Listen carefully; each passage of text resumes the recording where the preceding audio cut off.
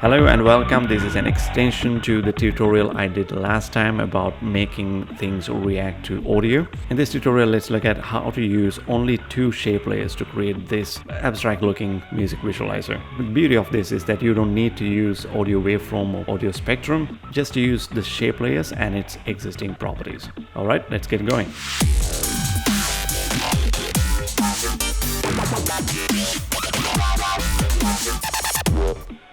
Well, I have a blank composition here. Let me drag an audio track here, right click on it, go to keyframe assistant, convert audio to keyframe. Now, after it creates these three slider controls for left and right channels, and this is the both channels. So this is the one we're going to use. In the last tutorial, I talked about how to make anything react to audio in this way. In this one, I'm going to do the same, but I'm going to grab the pen tool and draw something like this, and that's a shape layer.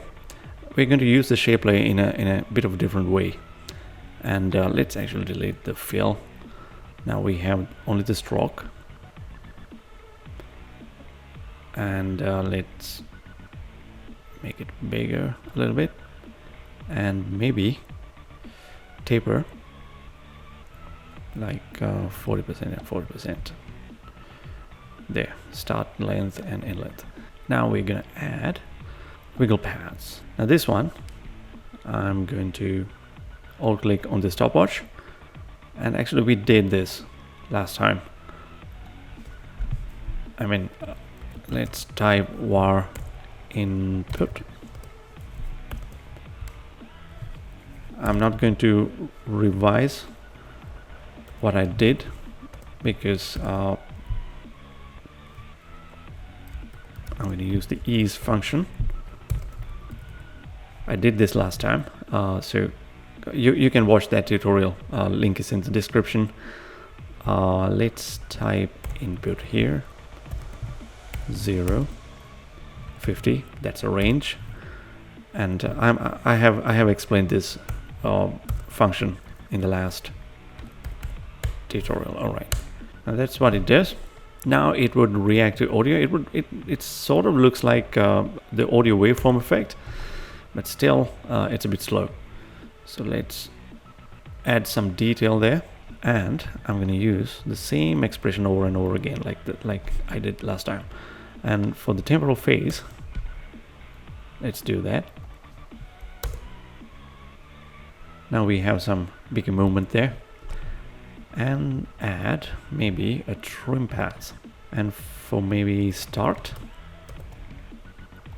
let's do 50 because it's a percentage that goes from 0 to 50.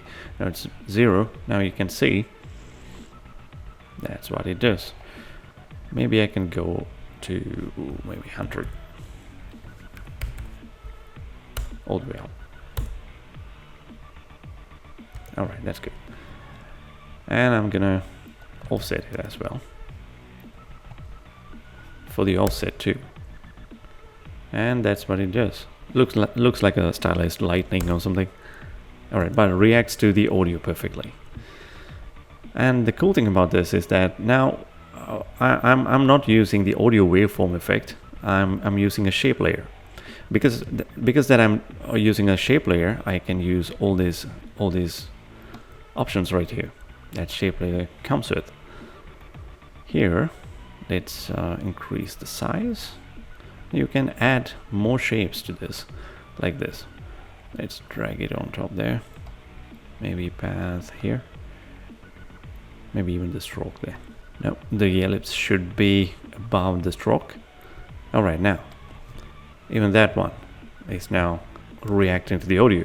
Now we can go even further and start adding anything, right?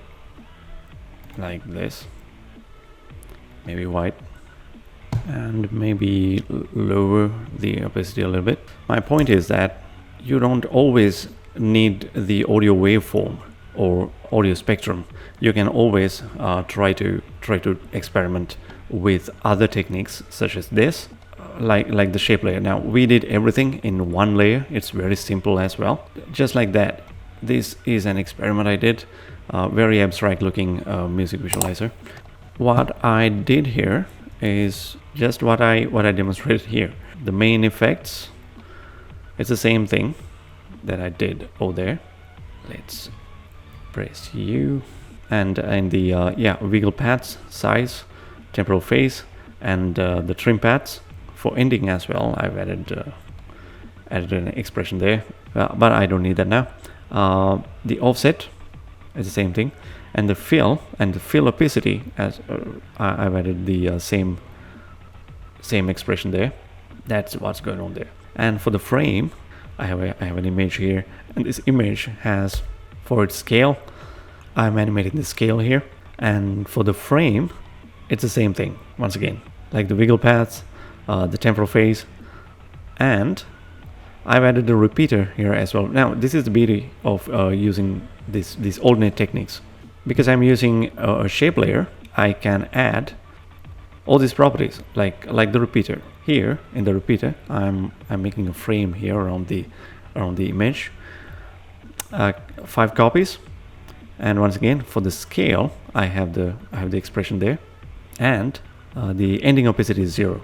If it's 100, everything will be at 100 opacity. So to give it a little bit variation, I made it 0. This is an adjustment layer on top of everything, and I have an optics compensation amount. I have the same expression right there. It's the same expression over and over again, only this value is different.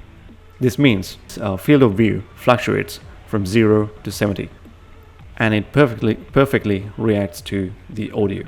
And that's how this was done. It's a very simple setup, but and it takes only few minutes to make this as well.